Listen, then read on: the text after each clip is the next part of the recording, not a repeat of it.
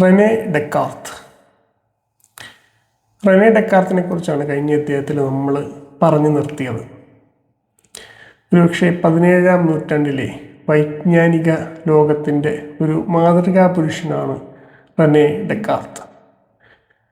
ഗണിതശാസ്ത്രജ്ഞൻ, തത്വചിന്തകൻ, army engineer, ഇങ്ങനെ വിവിധ മേഖലകളിൽ പ്രാഗൽഭ്യം തെളിയിച്ച ഒരു പോളിമാത്തായിരുന്നു അദ്ദേഹം.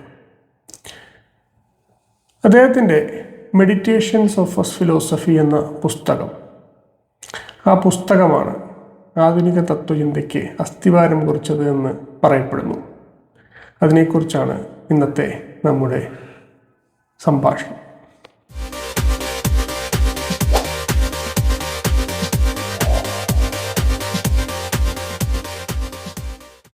കഴിഞ്ഞ അധ്യായത്തിൽ നാം പറഞ്ഞത് എങ്ങനെയാണ് സ്കോളാസ്റ്റിക് ചിന്തയും, അതായത് ഗ്രീക്ക് തത്വചിന്തയും ക്രിസ്ത്യൻ ദൈവശാസ്ത്രവും ചേരുന്ന സ്കോളാസ്റ്റിക് ചിന്ത പുതുതായി ഉരുത്തിരിഞ്ഞു വരുന്ന ആധുനിക ശാസ്ത്രവുമായി ഏത് വിധേനയാണ് പരസ്പര സംഘർഷത്തിലേർപ്പെടുന്നത് എന്നതാണ് കഴിഞ്ഞ അധ്യായത്തിൽ നാം പറഞ്ഞത്. ആ ഒരു കോണ്ടെക്സ്റ്റ്, ആധുനിക തത്വചിന്ത അത്തരമൊരു കോണ്ടെക്സ്റ്റിൽ നിന്നാണ് രൂപപ്പെടുന്നത് എന്ന് നാം പറഞ്ഞു. അറിവിനെക്കുറിച്ചുള്ള സാമ്പ്രദായികമായ അരിസ്റ്റോട്ടലിയൻ തത്വചിന്തയിൽ അധിഷ്ഠിതമായ ധാരണകൾ വലിയ രീതിയിൽ വെല്ലുവിളിക്കപ്പെട്ടുകൊണ്ടിരുന്ന ഒരു കാലഘട്ടം. അതുകൊണ്ട് തന്നെ സവിശേഷമായി അറിവിനെക്കുറിച്ചുള്ള ഒരു അന്വേഷണത്തിലാണ് റെനെ ഡെക്കാർത്തിൻ്റെ തത്വചിന്ത ആരംഭിക്കുന്നത്. ജ്ഞാനത്തിന് വേണ്ടുന്ന, അറിവിന് വേണ്ടുന്ന അൾട്ടിമേറ്റ് ആയിട്ടുള്ള ഒരു അടിത്തറ അത് എങ്ങനെ രൂപപ്പെടുത്താം എന്നതാണ്. അതുകൊണ്ട് തന്നെ റെനെ ഡെക്കാർത്ത് മെഡിറ്റേഷൻസിൽ അന്വേഷിക്കുന്നത് എങ്ങനെയാണ് കൃത്യമായ അറിവ് രൂപപ്പെടുന്നത്. അറിവിന് ഒരു ആർക്കിമിഡിയൻ പോയിന്റ് സാധ്യമാണോ? ആർക്കിമിഡിയൻ പോയിന്റ് എന്നുള്ളത് ഒരു പ്രയോഗമാണ്. അലക്സാണ്ട്രിയയിൽ ജീവിച്ചിരുന്ന ഒരു ഗണിതശാസ്ത്രജ്ഞനാണ് ആർക്കിമിഡിസ്. അദ്ദേഹമാണ് ലിവറുകളെക്കുറിച്ചുള്ള ഗവേഷണങ്ങളിലാണ് അദ്ദേഹം പ്രശസ്തനായിട്ടുള്ളത്. അദ്ദേഹം ഒരിക്കൽ പറയുകയുണ്ടായി, ഭൂമിയെ തന്നെ നമുക്ക് നീക്കാൻ കഴിയും. അതിന് കൃത്യമായ ഒരു ലിവറും അത് സ്ഥാപിക്കാൻ കഴിയുന്ന ഒരു പോയിന്റും ഉണ്ടെങ്കിൽ ഈ ഭൂമിയെ തന്നെ നമുക്ക് ചലിപ്പിക്കാൻ കഴിയും, നീക്കാൻ കഴിയും, ആ ലിവർ ഉപയോഗിച്ച് നീക്കാൻ കഴിയുമെന്ന് അദ്ദേഹം പറയുകയുണ്ടായി. അതിൽ നിന്നാണ് ആർക്കിമിഡിയൻ പോയിന്റ് എന്നുള്ള ഒരു പ്രയോഗം രൂപപ്പെടുന്നത്. ഇവിടെ ജ്ഞാനത്തിന് അത്രമേൽ കൃത്യമായ അടിത്തറയിൽ രൂപപ്പെടുത്താൻ കഴിയുന്ന ഒരു പോയിന്റ് അത് സാധ്യമാണോ എന്നതാണ് റെനെ ഡെക്കാർത്ത് അന്വേഷിക്കുന്നത്. അദ്ദേഹം അതിനായിട്ട് ചെയ്യുന്നത് ആദ്യം തന്നെ എല്ലാത്തിനെയും സംശയിക്കുക എന്നതാണ്. സംശയത്തിനെ ഒരു രീതിശാസ്ത്രമായി രൂപപ്പെടുത്താൻ, മെത്തഡോളജിക്കൽ ഡൗട്ട് എന്നൊരാശയം രൂപപ്പെടുത്താൻ അദ്ദേഹം തുനിഞ്ഞു. അതായത് നമുക്ക് കിട്ടുന്ന എല്ലാ അറിവുകളെയും നാം സംശയിക്കുക. അങ്ങനെ സംശയിച്ച് ഒടുവിൽ സംശയരഹിതമായ ഒരറിവ്, യാതൊരു നിലയിലും സംശയിക്കാൻ സാധ്യമല്ലാത്ത ഒരറിവ്, അങ്ങനെ ഒരു അറിവുണ്ടോ എന്ന് അന്വേഷിക്കുക. ആ അറിവിൻ്റെ കീഴിൽ, ആ അറിവിൽ നിന്ന് മറ്റെല്ലാത്തിനെയും രൂപപ്പെടുത്തുക. ഇതായിരുന്നു അദ്ദേഹത്തിൻ്റെ ഒരു രീതിശാസ്ത്രം. ആ അർത്ഥത്തിൽ അദ്ദേഹം എല്ലാത്തിനെയും സംശയത്തോടെ വീക്ഷിക്കുകയാണ്.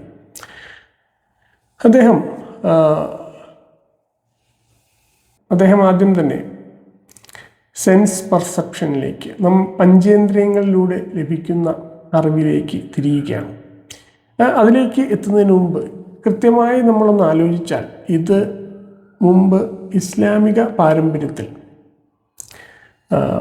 ഇമാം ഗസാലി റഹിമഹുല്ലാ തൻ്റെ മുൻകിത് മിൻ അൽ ദലാൽ എന്ന കൃതിയിൽ സമാനമായൊരു രീതി ഉപയോഗിക്കുന്നത് കാണുന്നുണ്ട്. ഏതെങ്കിലും വിധത്തിൽ ഗസാലിയുടെ ഈ ഒരു ചിന്താരീതി റെനെ ഡെക്കാർത്തിനെ സ്വാധീനിച്ചുവോ എന്നത് ചരിത്രകാരന്മാർ വളരെ കൗതുകത്തോടെ അന്വേഷിക്കുന്ന ഒരു കാര്യമാണ്. തീർച്ചയായും അവരുടെ രീതിശാസ്ത്രങ്ങൾ തമ്മിൽ വലിയ സാദൃശ്യം നമുക്ക് കാണാൻ കഴിയും. അവർ എത്തിച്ചേരുന്ന നിഗമനങ്ങൾ വ്യത്യസ്തമാണ് എങ്കിലും സംശയത്തെ അതിനെ ഉപയോഗിച്ചുകൊണ്ട് അറിവിൻ്റെ വ്യത്യസ്തമായ രീതികളെ നിർണയിക്കുന്ന, അതിനെ വിലയിരുത്തുന്ന അവരുടെ ആ രീതികൾ ഏതാണ്ട് സമാനമാണ് എന്ന് നമുക്ക് കാണാൻ കഴിയും. മുൻകിത് വായിച്ചിട്ടുള്ളവർ, മുൻകിതിലെ ഇമാം ഗസാലിയുടെ ഈ ഒരു ചിന്താരീതിയെ തിരിച്ചറിഞ്ഞിട്ടുള്ളവർ തീർച്ചയായും ആ ഒരു സാദൃശ്യം തിരിച്ചറിയുമെന്ന് തന്നെയാണ് ഞാൻ പറയുന്നത്. അത് നമുക്കറിയാം. അത് ഒന്ന് മനസ്സിൽ വെച്ചുകൊണ്ട് തന്നെ നമുക്ക് മുന്നോട്ട് പോകാം. അപ്പോൾ നാം പറഞ്ഞു വന്നത് എങ്ങനെയാണ് റെനെ ഡെക്കാർത്ത് തൻ്റെ മെഡിറ്റേഷൻസ് എന്നുള്ള ഗ്രന്ഥത്തിൽ അദ്ദേഹം ആദ്യം ചെയ്യുന്നത് എന്താണ് എന്നതാണ്. അദ്ദേഹം സെൻസ് പെർസെപ്ഷൻസിനെ സ്വീകരിക്കുന്നു.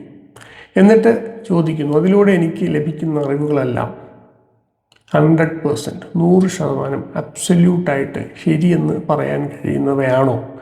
ഇതാണ് അദ്ദേഹം അന്വേഷിക്കുന്നത്. എന്നിട്ട് അദ്ദേഹം തിരിച്ചറിയുന്നില്ല, അങ്ങനെയല്ല. പഞ്ചേന്ദ്രിയങ്ങളിലൂടെ നമുക്ക് കിട്ടുന്ന അറിവുകൾ ചിലപ്പോൾ നമ്മെ തെറ്റിദ്ധരിപ്പിക്കുന്നവയാവാം.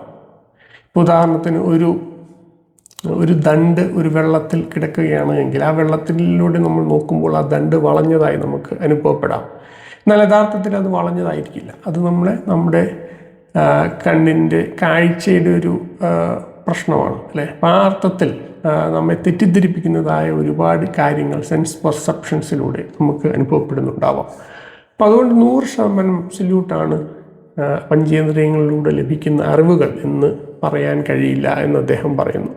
അതിനുശേഷം അദ്ദേഹം ജനറലായിട്ടുള്ള, പൊതുവായിട്ട് നമുക്ക് ചുറ്റും സംഭവിക്കുന്ന പല കാര്യങ്ങളും, നമ്മൾ പ്രകൃതിയിൽ നിന്ന് അറിയുന്ന പല കാര്യങ്ങളും അദ്ദേഹം അതിലേക്ക് തിരിയുന്നു. ഉദാഹരണത്തിന് നമുക്കറിയാം, ഹെവി ആയിട്ടുള്ള വസ്തുക്കൾ, ഭാരമുള്ള വസ്തുക്കൾ നാം ഭൂമിയിലേക്ക് പതിക്കുന്നു, അല്ലെ? അത് യൂണിഫോമായിട്ട് എല്ലായിടത്തും സംഭവിച്ചുകൊണ്ടിരിക്കുന്ന കാര്യമാണ്.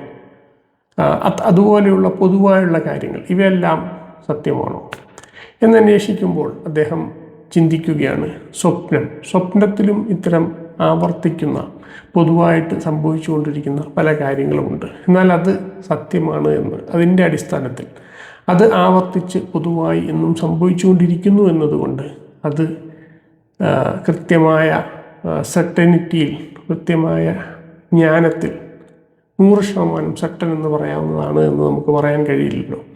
സ്വപ്നത്തിൽ നടക്കുന്ന കാര്യങ്ങൾ ആ സമയത്ത് യാഥാർത്ഥ്യമാണ് എങ്കിലും, എന്ന് തോന്നുമെങ്കിലും, സ്വപ്നത്തിൽ നിന്ന് പുറത്തു വന്നു കഴിഞ്ഞാൽ അത് അങ്ങനെയല്ല എന്നതാണ് സത്യം. അപ്പോൾ അതിനുശേഷം അദ്ദേഹം ലോജിക്കിലേക്കും മാത്തമാറ്റിക്സിലേക്കുമൊക്കെയാണ് തിരിയുന്നത്. ലോജിക്ക് എന്നാൽ സില്ലജിസം, അനുമാന ന്യായം എന്ന് പറയാവുന്ന ലോജിക്കൽ രീതികളെയാണ് അദ്ദേഹം ഇവിടെ സ്വീകരിക്കുന്നത്. ഉദാഹരണത്തിന്, ആ മനുഷ്യരും മരണപ്പെടുന്നു. സോക്രട്ടീസ് ഒരു മനുഷ്യനാണ്, അതുകൊണ്ട് സോക്രട്ടീസ് മരണപ്പെടുന്നു. ഈ രീതിയിൽ എങ്ങനെയാണ് ലോജിക്കൽ സ്റ്റേറ്റ്മെൻറ്റ്സിലൂടെ, സില്ലജിസത്തിലൂടെ നാം രണ്ട് കാര്യങ്ങളിൽ നിന്ന് മൂന്നാമതായിട്ടുള്ള ഒരു അറിവിലേക്ക്, ഒരു സെർട്ടനായിട്ടുള്ള ഒരു നോളജിലേക്ക് എത്തുക എന്നതാണ് ലോജിക്കിൻ്റെ രീതി. അത്തരം ലോജിക്കൽ സ്റ്റേറ്റ്മെൻറ്റ്സിനെയാണ് അദ്ദേഹം പരിഗണിക്കുന്നത്. അതേപോലെ മാത്തമാറ്റിക്സ്, ഉദാഹരണത്തിന് 2 × 4 എന്നുള്ളത്, അത് അത്രമേൽ നമുക്ക് സെർട്ടനാണ്. അപ്പോൾ അത് യാഥാർത്ഥ്യമാവുമോ എന്നാണ് അദ്ദേഹം ചോദിക്കുന്നത്. അത് സെർട്ടൻ നോളജാണ് എന്ന് നമുക്ക് പറയാൻ കഴിയുമോ എന്നാണ് അദ്ദേഹത്തിൻ്റെ അന്വേഷണം. അപ്പോൾ അദ്ദേഹം പിന്നെ പറയുകയാണ്, അങ്ങനെയല്ല, ഒരു ഈവിൽ ആയിട്ടുള്ള ഒരു ഭൂതം ഒരുപക്ഷെ നമ്മളെ ആവേശിക്കുകയാണ്, ഇങ്ങനെയാണ് ഇവയെല്ലാം എന്ന് നമുക്കൊരു ഹാലൂസിനേഷൻ നമ്മുടെ ഉള്ളിൽ ഉണ്ടാക്കുകയാണ് എന്ന് കരുതുക. അങ്ങനെയാണെങ്കിൽ നാം ഇതെല്ലാം ശരിയാവും. അതായത് 2 × 4 എന്നുള്ളതൊരു ഹാലൂസിനേഷനായിട്ട് കൊണ്ട് നമ്മുടെ മേൽ ഒരു ഈവിൽ സ്പിരിറ്റ് അടിച്ചേൽപ്പിക്കുന്നതാണ്. നമ്മളെ അത്തരത്തിലുള്ള ഒരു ഹാലൂസിനേറ്റഡ് വേൾഡിൽ തളച്ചിട്ടിരിക്കുകയാണ് എങ്കിലും ഈ രീതിയിൽ നമുക്ക് ഇവ ശരിയാണ് എന്ന് തോന്നും എന്ന് അദ്ദേഹം പറയുകയാണ്. ഒരുപക്ഷെ മോഡേൺ കാഴ്ചപ്പാടിൽ, മോഡേൺ രീതിയിൽ നമുക്ക് പറയാവുന്നത്, ഒരാളൊരു മാട്രിക്സിൽ അകപ്പെടുകയാണ് എങ്കിൽ, അല്ലേ, ഒരു മാട്രിക്സിൽ അകപ്പെടുകയാണ് എങ്കിൽ നമുക്ക് ആ മാട്രിക്സിനുള്ളിലെ വേൾഡ്, അതിനുള്ളിലെ ഗണിത രീതികളെല്ലാം തന്നെ പരമപ്രധാനമായിട്ട് തോന്നും എന്നതാണ്. അപ്പോൾ ആ അർത്ഥത്തിൽ ഇതും സംശയിക്കാൻ കഴിയാത്ത വിധം ദൃഢമല്ല എന്നതാണ് അദ്ദേഹം പറയുന്നത്. ഇപ്പോൾ ഇങ്ങനെ ഓരോന്നിനെയും സംശയിക്കുകയാണ് എങ്കിൽ, അങ്ങനെ സംശയിച്ച് മുന്നോട്ട് പോവുകയാണെങ്കിൽ നമുക്കറിയാം ജ്ഞാനത്തിൻ്റെ അടിസ്ഥാനം എന്താണ്. ഇതാണ് അദ്ദേഹത്തിൻ്റെ അന്വേഷണം. ഇതാണ് അദ്ദേഹം ഈ ഒരു രീതിയിലൂടെ ചെയ്യുന്നത്. അതിൻ്റെ കോണ്ടെക്സ്റ്റ് നമ്മൾ മുമ്പ് പറഞ്ഞു കഴിഞ്ഞു അല്ലേ. അതായത് ആധുനിക ശാസ്ത്രം പുതിയ കാഴ്ചപ്പാടുകൾ മുന്നോട്ട് വയ്ക്കുന്നു. പാരമ്പര്യ അരിസ്റ്റോട്ടലിയൻ തത്വചിന്തയുടെ പല പല രീതിയിൽ വെല്ലുവിളിക്കപ്പെടുന്നു. അപ്പോൾ ഈ രീതിയിൽ അറിവ് എന്താണ്, അറിവ് എങ്ങനെ അറിവാണ് എന്ന് പറയാൻ കഴിയുമെന്നുള്ളത് ഒരു വലിയ പ്രതിസന്ധിയായി നിൽക്കുന്ന ഒരു പശ്ചാത്തലത്തിൽ കൂടിയാണ് അദ്ദേഹം ഇത്തരത്തിലുള്ള ഒരു ആശയങ്ങൾ മുന്നോട്ട് വയ്ക്കുന്നത് എന്നതും നാം മനസ്സിലാക്കണം. ഇപ്പോൾ ഈ രീതിയിൽ എല്ലാത്തിനെയും ഡൗട്ട് ചെയ്തുകൊണ്ട്, എല്ലാത്തിനെയും സംശയിച്ചുകൊണ്ട് മുന്നോട്ട് പോകുന്ന അദ്ദേഹം ഒടുവിൽ മനസ്സിലാക്കുകയാണ്, എനിക്ക് എല്ലാത്തിനെയും സംശയിക്കാം, പക്ഷേ സംശയിക്കുന്നു എന്ന എൻ്റെ ഒരു അസ്തിത്വം ഉണ്ടല്ലോ, അതിനെ എനിക്കൊരിക്കലും സംശയിക്കുക സാധ്യമല്ല. I think therefore I am, cogito ergo sum. ഇതാണ് യഥാർത്ഥത്തിൽ നമ്മൾ പലരും കേട്ടിട്ടുണ്ടാവും. റെനെ ഡെക്കാർത്തിൻ്റെ തത്വചിന്തയുടെ അടിസ്ഥാനം ഇതാണ്. ഞാൻ ചിന്തിക്കുന്നു, അതുകൊണ്ട് ഞാനുണ്ട്. I think therefore I am. ഇപ്പം എന്നെ ഒരു ഈവിൽ സ്പിരിറ്റ് ഹാലൂസിനേറ്റ് ചെയ്തിരിക്കുകയാണ്, തെറ്റിദ്ധരിപ്പിക്കുകയാണ് എന്ന് കരുതിയാൽ പോലും ആ തെറ്റിദ്ധാരണയ്ക്ക് വിധേയമാകുന്ന ഞാൻ എന്ന അസ്തിത്വം അല്ലേ, അതിനെ നമുക്ക് ഒരിക്കലും നിഷേധിക്കാൻ കഴിയില്ല. ആ അർത്ഥത്തിൽ ആ ഒരു അസ്തിത്വമാണ്, ആ ഒരു കൊഗീറ്റോ എന്നുള്ള ആ ഒരു ഞാൻ അല്ലേ, ആ ഒരു മെൻ്റൽ സബ്സ്റ്റൻസാണ് എല്ലാ അറിവിൻ്റെയും അടിസ്ഥാനം എന്നതാണ്. ഒരിക്കലും സംശയിക്കാൻ കഴിയാത്ത അസ്തിത്വം എന്ന് പറയുന്നത് ഞാനാണ് എന്നുള്ളതാണ് അദ്ദേഹത്തിൻ്റെ അടിസ്ഥാനം. അപ്പോൾ അതിൽ നിന്ന്, ആ ഒരു അടിസ്ഥാനത്തിൽ നിന്ന് മറ്റെല്ലാ അറിവുകളെയും അദ്ദേഹം എങ്ങനെ കൺസ്ട്രക്റ്റ് ചെയ്യുന്നു, എങ്ങനെ നിർമ്മിക്കുന്നു എന്നതാണ് പിന്നീട് നാം കാണുന്നത്. അപ്പോൾ അദ്ദേഹം പറയുകയാണ്, ഐ എന്നുള്ള മെൻ്റൽ സബ്സ്റ്റൻസ് എക്സിസ്റ്റ് ചെയ്യുന്നു. എന്നാൽ അതുമാത്രമാണോ എക്സിസ്റ്റ് ചെയ്യുക? അല്ല. അതേപോലെ തന്നെ ഈ മെൻ്റൽ സബ്സ്റ്റൻസിനുള്ളിൽ ഐയുടെ ആശയങ്ങൾ, ഒരുപാട് ആശയങ്ങൾ, മെൻ്റൽ ഇമേജസ് ഉണ്ട്, അത് എക്സിസ്റ്റ് ചെയ്യുന്നുണ്ട്. പൊതുവായ ആശയങ്ങൾ, മനസ്സിലായില്ലേ? അതായത് യുക്തിയുടെ സ്വാഭാവിക വെളിച്ചത്തിൽ തെളിയുന്ന യാഥാർത്ഥ്യങ്ങൾ എന്നാണ് അദ്ദേഹം പറയുന്നത്. ചില ഈ ആശയങ്ങൾ, അതായത് അത്തരം ചില ആശയങ്ങളുണ്ട്. ആ ആശയങ്ങൾ ഐ എന്നുള്ളതൊരു യാഥാർത്ഥ്യമാണ് എങ്കിൽ ആ മനസ്സിനുള്ള ആശയങ്ങളും യാഥാർത്ഥ്യമാവണം അല്ലേ. ഇപ്പോൾ ഭൗതികമായ ലോകങ്ങൾ യാഥാർത്ഥ്യമാണ് എന്ന് അദ്ദേഹം പറയുന്നില്ല. ഇപ്പോൾ നമുക്ക് നേരത്തെ പറഞ്ഞ പോലെ മാത്തമാറ്റിക്കലായിട്ടുള്ള ആശയങ്ങളുണ്ട് എങ്കിൽ, നമുക്ക് ഭൂമിയെക്കുറിച്ചുള്ള ആശയങ്ങളുണ്ട് എങ്കിൽ, ഈ ആശയങ്ങൾ ഈ മനസ്സിൽ എക്സിസ്റ്റ് ചെയ്യുന്നുണ്ട് അല്ലേ, അത് യാഥാർത്ഥ്യമാണ്. അപ്പോൾ അതിൻ്റെ ഭൗതികമായ പദാർത്ഥ ലോകത്ത് ഭൗതികമായുള്ള ഇക്വലൻ്റ് ഉണ്ടോ ഇല്ലയോ എന്നുള്ളത് ഇവിടെ അദ്ദേഹം പറയുന്നില്ല. മറിച്ച് അദ്ദേഹം പറയുന്നത് എൻ്റെ മനസ്സ് എക്സിസ്റ്റ് ചെയ്യുന്നു, ആ മനസ്സിലെ ആശയങ്ങൾ എക്സിസ്റ്റ് ചെയ്യുന്നു, ആ ആശയങ്ങൾ പലതും തന്നെ യുക്തിയുടെ വെളിച്ചത്തിൽ തെളിയുന്ന യാഥാർത്ഥ്യങ്ങളാണ്. അതായത് രണ്ട് തന്നെയാണ് എന്ന് ഞാൻ പറയുകയാണെങ്കിൽ അത് രണ്ട് എന്ന ആശയം തന്നെയാണ് എന്നത് എൻ്റെ മനസ്സിൽ യാഥാർത്ഥ്യമാണ്. അത് യുക്തിയിൽ തെളിയുന്ന ഒരു യാഥാർത്ഥ്യമാണ്. യുക്തിയുടെ വെളിച്ചത്തിൽ നമുക്ക് സെൽഫ് എവിഡൻ്റ് ആയിട്ടുള്ള സത്യങ്ങളാണ്. അപ്പോൾ ആ അർത്ഥത്തിൽ ഞാനെന്നുള്ള അസ്തിത്വം നമുക്ക് സംശയഭേദമന്യേ യാതൊരു സംശയവും കൂടാതെ സ്വീകരിക്കാൻ കഴിയുന്ന അടിസ്ഥാന യാഥാർത്ഥ്യമാണ്. എന്നതുപോലെ തന്നെ ഇത്തരം സെൽഫ് എവിഡൻ്റ് ആയിട്ടുള്ള ആശയങ്ങൾ, മനസ്സിലുള്ള യാഥാർത്ഥ്യങ്ങളും ഈ അർത്ഥത്തിൽ സംശയിക്കാൻ കഴിയാത്ത വിധത്തിലുള്ള സത്യങ്ങളാണ് എന്ന് അദ്ദേഹം പറയുകയാണ്. അപ്പോൾ ഇവിടെ അദ്ദേഹം നിർത്തുകയാണ് എങ്കിൽ, അതായത് മനസ്സുണ്ട്, മനസ്സിലെ പല ആശയങ്ങളുമുണ്ട്, അതുമാത്രമേ എനിക്കറിയാൻ കഴിയൂ എന്ന് അദ്ദേഹം പറയുകയാണെങ്കിൽ അദ്ദേഹം ഒരു സോളിപ്സിസ്റ്റാണ്. സോളിപ്സിസം എന്നൊരു ആശയമുണ്ട്. ആശയത്തിൻ്റെ അടിസ്ഥാനം നമുക്ക് നമ്മുടെ മനസ്സിലുള്ള ആശയങ്ങൾ മാത്രമേ തിരിച്ചറിയാൻ കഴിയുകയുള്ളൂ. അതിൻ്റെ പുറത്തേക്ക് യാതൊരു യാഥാർത്ഥ്യമുണ്ടോ ഇല്ലയോ എന്ന് തിരിച്ചറിയാൻ കഴിയില്ല എന്നുള്ളതാണ് സോളിപ്സിസ്റ്റ്. അങ്ങനെയുള്ള ആശയങ്ങളെ പിന്തുടരുന്നവരെയാണ് നാം ഞങ്ങളെ വിളിക്കുന്നത്. എന്നാൽ ഡെക്കാർത്ത് അത്തരത്തിലുള്ള ഒരു സോളിപ്സിസ്റ്റ് ആയിരുന്നില്ല. അദ്ദേഹം അതിന് പുറമെ പദാർത്ഥ ലോകവും ഭൗതിക ലോകവും ഒക്കെ തന്നെ യാഥാർത്ഥ്യമാണ് എന്ന് പിന്നീട് തെളിയിക്കുന്നുണ്ട്. അതെങ്ങനെയാണ് അദ്ദേഹം തെളിയിക്കുന്നത് എന്നാണ് നാം നോക്കുന്നത്. അവിടെ ഒരുപക്ഷെ ആധുനിക കാലത്ത് നമുക്ക് സ്ട്രെയിഞ്ച് ആയിട്ട് തോന്നാവുന്ന ഒരു വഴിയിലൂടെയാണ് അദ്ദേഹം പോകുന്നത്. ഒരുപക്ഷെ ആധുനിക ചിന്തയിൽ ദൈവ നിഷേധത്തിൻ്റെതായ ഒരു പരിസരത്ത് നിന്ന് നോക്കുമ്പോൾ സ്ട്രെയിഞ്ച് എന്ന് തോന്നാവുന്നത് എന്നാണ് ഞാൻ പറയുന്നത്. കാരണം അദ്ദേഹം പറയുന്നത് ആദ്യം നമുക്ക് ദൈവത്തിൻ്റെ അസ്തിത്വം തെളിയിക്കണം. കാരണം ദൈവത്തിൻ്റെ അസ്തിത്വം തെളിയിക്കുക വഴി മാത്രമാണ് നമുക്ക് ഭൗതിക ലോകത്തിൻ്റെ യാഥാർത്ഥ്യത്തെ തെളിയിക്കാൻ കഴിയുക എന്നതാണ് അദ്ദേഹം പറയുന്നത്. അപ്പോൾ മനസ്സുണ്ട്, മനസ്സിലെ ആശയങ്ങളുണ്ട്. അതേപോലെ തന്നെ മനസ്സിൽ ദൈവത്തെക്കുറിച്ചുള്ള ഒരാശയമുണ്ട്, അല്ലെ, ഇൻഫിനിറ്റ് ആയിട്ടുള്ള പെർഫെക്റ്റ് ആയിട്ടുള്ള ഒരു ബീയിങ്ങിനെ കുറിച്ചുള്ള ഒരു ആശയമുണ്ട്. അപ്പോൾ അദ്ദേഹത്തിൻ്റെ ഒരു അടിസ്ഥാന സിദ്ധാന്തം എന്ന് പറഞ്ഞാൽ ഒരു ആശയം, ഒരു cause must be always greater than its effect. ഏതെങ്കിലും ഒരു ആശയത്തിൻ്റെ കാരണം അതിൻ്റെ എഫക്റ്റിനെക്കാട്ടിലും ഗ്രേറ്റർ ആയിരിക്കണം, വലുതായിരിക്കണം. അപ്പോൾ ഇൻഫിനിറ്റ് ആയിട്ടുള്ള ഒരു ബീയിങ്ങിനെ കുറിച്ച്, പെർഫെക്റ്റ് ആയിട്ടുള്ള ഒരു ബീയിങ്ങിനെ കുറിച്ചുള്ള ഒരു ആശയം നമ്മുടെ മനസ്സിലുണ്ട് എങ്കിൽ ഭൗതിക ലോകത്ത് നമുക്ക് പെർഫെക്റ്റ് ആയിട്ടുള്ള ഒന്നും കാണുക സാധ്യമല്ല. ഭൗതിക ലോകത്ത് നമുക്ക് ഒരിക്കലും ഇൻഫിനിറ്റ് ആയിട്ടുള്ള ഒന്നും കാണുക സാധ്യമല്ല എന്നിരിക്കെ ഭൗതികമായ ഒരു വസ്തുവിൽ നിന്ന് നമുക്ക് അത്തരമൊരു ആശയം രൂപപ്പെടുത്തുക ഒരിക്കലും സാധ്യമല്ല. അപ്പം അതുകൊണ്ട് തന്നെ യഥാർത്ഥത്തിൽ ഇൻഫിനിറ്റ് ആയിട്ടുള്ള പെർഫെക്റ്റ് ആയിട്ടുള്ള ഒരു ബീയിങ്ങിന് മാത്രമേ അത്തരമൊരു ആശയം നമ്മുടെ മനസ്സിൽ സൃഷ്ടിക്കുക സാധ്യമാവുകയുള്ളൂ. അപ്പം ആ അർത്ഥത്തിൽ ദൈവമുണ്ട് എന്നത് അദ്ദേഹം തെളിയിക്കുകയാണ്. അദ്ദേഹത്തിൻ്റെ വാദം, പ്രധാനപ്പെട്ട വാദം ഇതാണ്. ഈ ഒരു അർത്ഥത്തിൽ ദൈവാസ്തിത്വത്തെ അദ്ദേഹം തെളിയിക്കുകയും അതിൽ നിന്ന് അദ്ദേഹം എത്തിച്ചേരുന്ന നിഗമനം, ദൈവമുണ്ട് എങ്കിൽ ദൈവം ഒരു പെർഫെക്റ്റ് ബീയിങ് ആയിരിക്കണം. ദൈവം അപ്പോൾ ഈ ഭൗതിക ലോകങ്ങളെല്ലാം തന്നെ യാഥാർത്ഥ്യമല്ല എന്നാണ് ഒരാൾ വാദിക്കുന്നത് എങ്കിൽ, അല്ലെങ്കിൽ നമ്മുടെ യുക്തി ഉപയോഗിച്ചുകൊണ്ട്, യുക്തിയുടെ കൃത്യമായ ഉപയോഗത്തിലൂടെ ഒരാൾക്ക് യഥാർത്ഥമായ അറിവ് നേടാൻ കഴിയില്ല. അങ്ങനെ നാം അറിയുന്ന ഈ ഭൗതിക ലോകം യഥാർത്ഥമല്ല എന്നൊരാൾ വാദിക്കുകയാണ് എങ്കിൽ ദൈവം ഒരു ഡിസീവറാണ്, ഒരു ചതിയനാണ് എന്ന് പറയേണ്ടി വരും. ഒരു പെർഫെക്റ്റ് ബീയിങ് എന്ന നിലയിൽ ദൈവത്തിനൊരിക്കലും ചതിയനാവുക സാധ്യമല്ല. ആ അർത്ഥത്തിലാണ് ഭൗതിക ലോകം നിലനിൽക്കുന്നു എന്ന് അദ്ദേഹം തെളിയിക്കുന്നത്. ഇപ്പോൾ ദൈവത്തിൻ്റെ പെർഫെക്ഷൻ്റെ ഭാഗമാണ് ഭൗതിക ലോകം, പദാർത്ഥ ലോകം ഉണ്ട് എന്നുള്ളത്.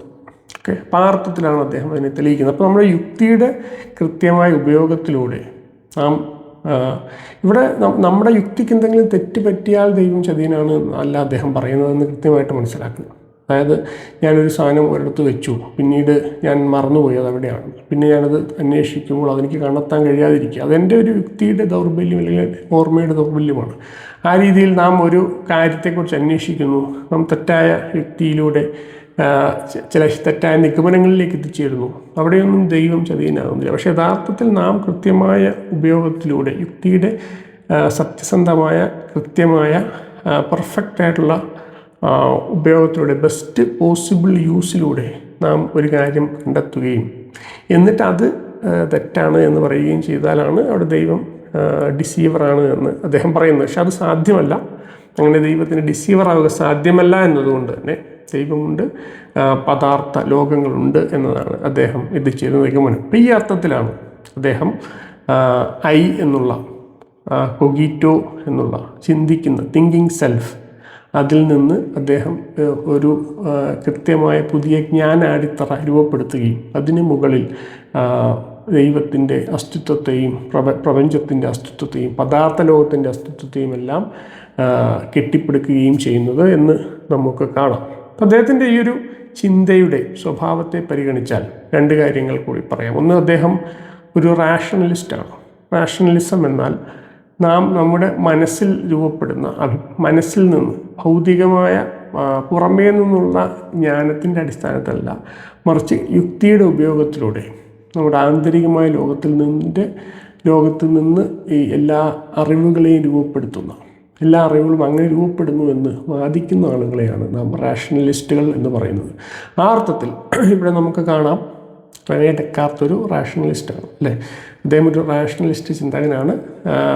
അദ്ദേഹം എല്ലാത്തിനെയും ഡൗട്ട് ചെയ്തുകൊണ്ട് കൊഗീറ്റോ എന്നുള്ള ആ ഒരു കൺസെപ്റ്റിൽ നിന്ന്, cogito ergo sum, I think therefore I am, my existence, ആ ഒരു എക്സിസ്റ്റൻസിന് അദ്ദേഹം അതിനെ സ്ഥാപിക്കുന്ന ഏതെങ്കിലും ഒരു ഭൗതികമായ എംപിരിക്കലായിട്ടുള്ള അല്ലേ സെൻസ് പെർസെപ്ഷനിലൂടെ ലഭിക്കുന്ന അറിവുകളുടെ ഒന്നും അടിസ്ഥാനത്തിലല്ല, കൃത്യമായും യുക്തിയുടെ അടിസ്ഥാനത്തിൽ മാത്രം അദ്ദേഹം ജ്ഞാനത്തിൻ്റെ അടിത്തറ കണ്ടെത്തുകയും അതിൽ നിന്ന് ഓരോ പടവുകളും അദ്ദേഹം കെട്ടിപ്പടുക്കുന്നതും കൃത്യമായ യുക്തിയുടെ മാത്രം ഉപയോഗത്തിലൂടെയാണ് എന്നതുകൊണ്ടാണ് അദ്ദേഹം ഒരു റാഷണലിസ്റ്റാണ് എന്ന് നാം പറയുന്നത്. രണ്ടാമതായി അദ്ദേഹം മുന്നോട്ട് വയ്ക്കുന്ന ഈ തത്വചിന്തയുടെ സ്വാഭാവികമായ ഒരു പരിണിതി എന്നാൽ അത് മുന്നോട്ട് വയ്ക്കുന്ന യാഥാർത്ഥ്യത്തെക്കുറിച്ചുള്ള ഒരു കാഴ്ചപ്പാടിനെ നാം പരിഗണിച്ചാൽ, അത് നാം കഴിഞ്ഞ അധ്യായത്തിൽ പറഞ്ഞു, യാഥാർത്ഥ്യത്തിനെക്കുറിച്ചുള്ള അന്വേഷണത്തിന് നാം പറയുന്ന പേരാണ് മെറ്റാഫിസിക്സ് എന്നുള്ളത് അല്ലേ. അപ്പോൾ ആ അർത്ഥത്തിൽ അദ്ദേഹത്തിൻ്റെ മെറ്റാഫിസിക്കൽ വ്യൂ എന്തായിരുന്നു എന്ന് നോക്കിയാൽ അദ്ദേഹം ഒരു ഡ്യുവലിസ്റ്റാണ് എന്ന് നമ്മൾ പറയും. എന്താണ് ആ ഡ്യുവലിസം? അപ്പോൾ അദ്ദേഹം പറയുന്നത് വെച്ചാൽ അദ്ദേഹത്തിൻ്റെ ഈ ലോകവീക്ഷണം അദ്ദേഹം മുന്നോട്ട് വെച്ച നാം ഇപ്പോൾ പറഞ്ഞ ആ ലോകവീക്ഷണം അനുസരിച്ച് ഒരു മെൻ്റൽ സബ്സ്റ്റൻസ് ആണ് കൊഗീറ്റോ. അപ്പോൾ അദ്ദേഹം 2 സബ്സ്റ്റൻസിനെ കുറിച്ച് പറയുന്നു, റസ് കൊഗീറ്റോ, റസ് എക്സ്റ്റൻസ അല്ലേ. ഒന്ന് മെൻ്റൽ സബ്സ്റ്റൻസ്, മറ്റൊന്ന് ഭൗതികമായ പദാർത്ഥ ലോകം. മാനസികമായ ഒരു ലോകം, ഭൗതികമായ ലോകം. ഈ 2 ലോകങ്ങളെക്കുറിച്ചുള്ള ഒരു കാഴ്ചപ്പാട് ആണ് അദ്ദേഹത്തിൻ്റെ ഇതിലുള്ളത്. അപ്പോൾ റിയാലിറ്റി എന്ന് പറഞ്ഞാൽ അദ്ദേഹത്തിനെ സംബന്ധിച്ചിടത്തോളം ഒരു മെൻ്റൽ സബ്സ്റ്റൻസ് ഉണ്ട് മനുഷ്യൻ, അതുപോലെ ഇൻഫിനിറ്റ് ആയിട്ടുള്ള പെർഫെക്റ്റ് ആയിട്ടുള്ള ഒരു മെൻ്റൽ സബ്സ്റ്റൻസ് ഉണ്ട്, അത് ദൈവം. അപ്പോൾ ഇത് 2 മെൻ്റൽ സബ്സ്റ്റൻസിൻ്റെ ഉദാഹരണമാണ് എങ്കിൽ പദാർത്ഥ ലോകം എന്നുള്ളത് ഒരു ഫിസിക്കൽ വേൾഡ് എന്നുള്ളത് മറ്റൊരു വ്യത്യസ്തമായ ലോകമാണ്. അപ്പോൾ ഈ 2 ലോകങ്ങളെക്കുറിച്ച് പറയുന്നതുകൊണ്ട് അദ്ദേഹം ഒരു ഡ്യുവലിസ്റ്റാണ് എന്ന് പറയുന്നത്. പദാർത്ഥം,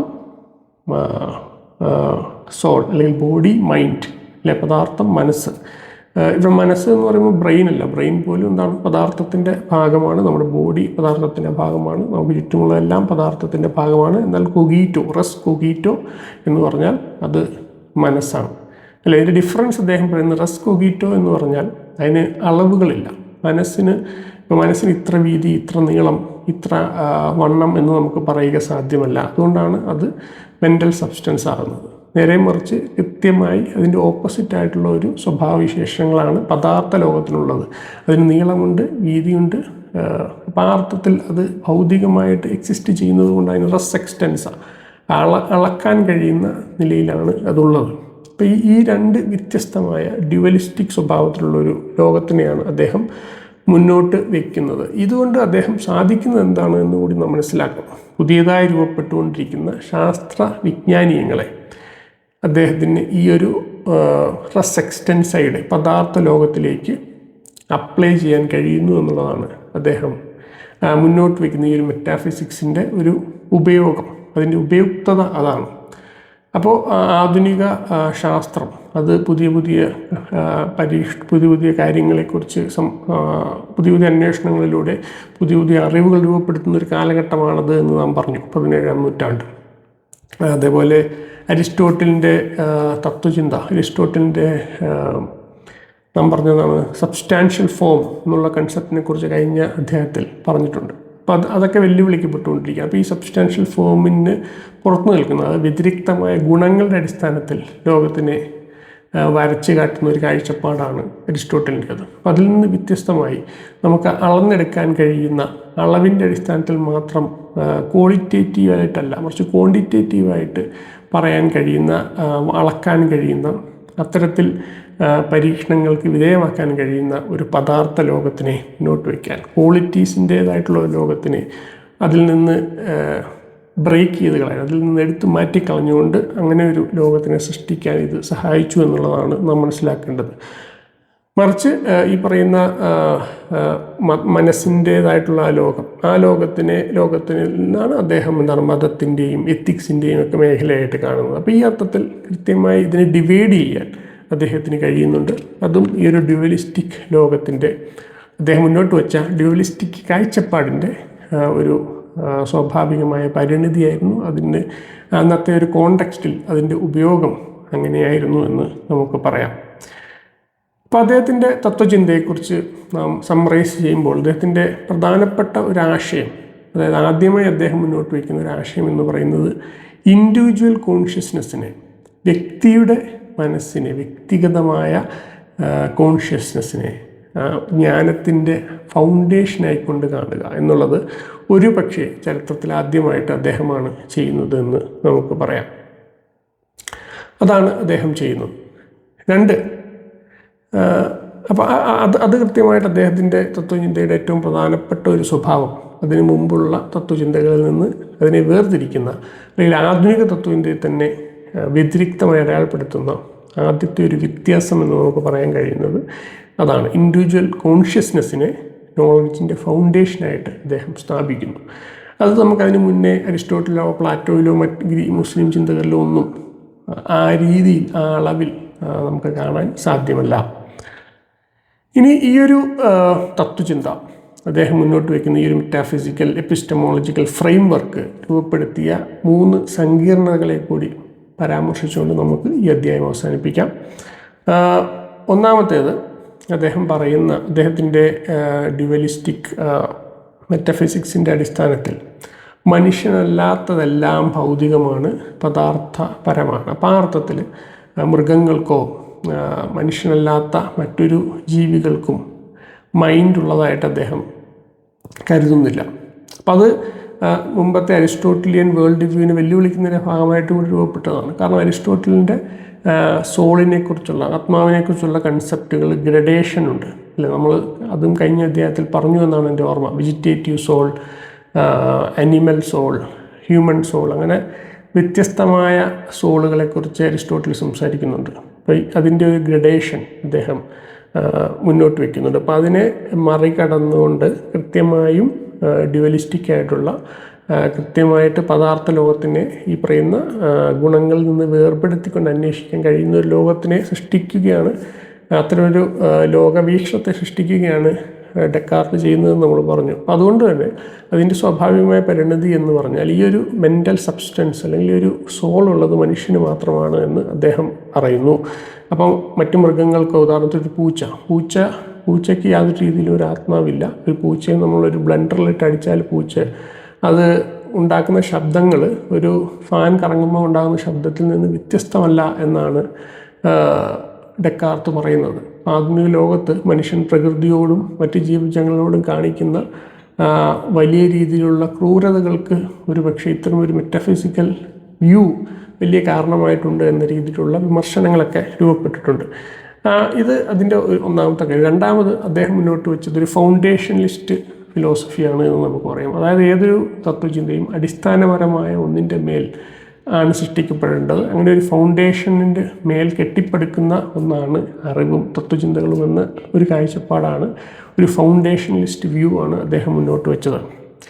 മൂന്നാമത്തതും പിന്നീട് ദീർഘകാലങ്ങളിലായിട്ട് വലിയ വലിയ പ്രതിസന്ധികൾ അല്ലെങ്കിൽ സങ്കീർണതകൾ നേരിട്ട അദ്ദേഹത്തിൻ്റെ ഏറ്റവും പ്രധാനപ്പെട്ട ഒന്ന്, എങ്ങനെയാണ് ഈ രീതിയിലുള്ള അദ്ദേഹം മുന്നോട്ട് വെച്ച ഡ്യുവലിസ്റ്റിക് ലോകത്തിൽ മൈൻഡും ബോഡിയും തമ്മിൽ ഇൻട്രാക്ട് ചെയ്യുക എന്നതാണ് അല്ലേ. ഉദാഹരണത്തിന് റെസ് കൊഗിറ്റ റെസ് എക്സ്റ്റൻസ അദ്ദേഹം പറഞ്ഞു. മനസ്സ്, ബോഡി, ഈ 2 കാര്യങ്ങളുണ്ട്. പക്ഷേ എങ്ങനെയാണ് മനസ്സിൽ കാര്യകാരണപരമായിട്ട് അവ തമ്മിൽ എങ്ങനെയാണ് ബന്ധപ്പെടുന്നത്? കോസലി അവ റിലേറ്റഡ് ആണോ? മനസ്സിന് ഒരു കാര്യം, മനസ്സിൽ സംഭവിക്കുന്ന ഒരു കാര്യത്തിന് ഭൗതികമായ അനുരണനങ്ങൾ ഉണ്ടാകുന്നത് എങ്ങനെ? പരസ്പരം അവ വേറിട്ട് നിൽക്കെ എങ്ങനെയാണ് ആ ഒരു ഇൻട്രാക്ഷൻ സാധ്യമാവുക? ഏതാണ് അതിൻ്റെ പ്രതലം?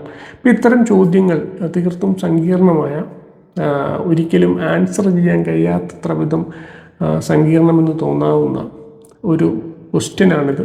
ഈ ഒരു ക്വസ്റ്റ്യനോടാണ് പിൽക്കാലത്തെ ആധുനിക തത്വചിന്തരെല്ലാം മല്ലടിക്കുകയും വ്യത്യസ്തമായ ആശയങ്ങളും വ്യത്യസ്തമായ രീതികളും ഒക്കെ അവർ മുന്നോട്ട് വയ്ക്കാൻ ശ്രമിക്കുകയൊക്കെ ചെയ്തു. ചില ആളുകൾ മാനസികമായ ലോകത്തിനെ തള്ളിക്കളയും, ഭൗതികമായ ലോകം മാത്രമാണ് എക്സിസ്റ്റ് ചെയ്യുന്നത് എന്ന് വാദിക്കുകയൊക്കെ ചെയ്തിട്ടുണ്ട്. അപ്പോൾ ആ അർത്ഥത്തിൽ ഈ ഒരു അടിസ്ഥാന പ്രശ്നം, എങ്ങനെയാണ് മൈൻഡ് ബോഡി ഇൻട്രാക്ട് ചെയ്യുക എന്നുള്ള അടിസ്ഥാന പ്രശ്നം ദീർഘകാലാടിസ്ഥാനത്തിൽ പിന്നീട് വലിയ ഒരു സംവാദത്തിന് കളമൊരുങ്ങുന്ന നിലയിൽ ഡെക്കാർത്തിൻ്റെ തത്വചിന്തയുടെ പ്രധാനപ്പെട്ട ഒരു സങ്കീർണതയായി നിലകൊണ്ടു. തീർച്ചയായും അത്തരം സംവാദങ്ങളെക്കുറിച്ചും അതേപോലെ ഡെക്കാർത്തിൻ്റെ ചിന്തകളെ പിൽക്കാല ചിന്തകർ എങ്ങനെ സ്വീകരിച്ചു, അതിനെ എങ്ങനെ അവർ അതിനോട് എങ്ങനെ ഇടപെട്ടു എന്നതുമായി ബന്ധപ്പെട്ടാണ് ആധുനിക തത്വത്തിൻ്റെ പിൻകാലത്തെ വളർച്ച നാം ഇനി പ്രതിപാദിക്കാൻ പോകുന്നത്. അതിലേക്ക് നമുക്ക് അടുത്ത അധ്യായത്തിൽ വീണ്ടും അതിൻ്റെ തുടർച്ചയിലേക്ക് പോവാം. വീണ്ടും കാണാം. നന്ദി.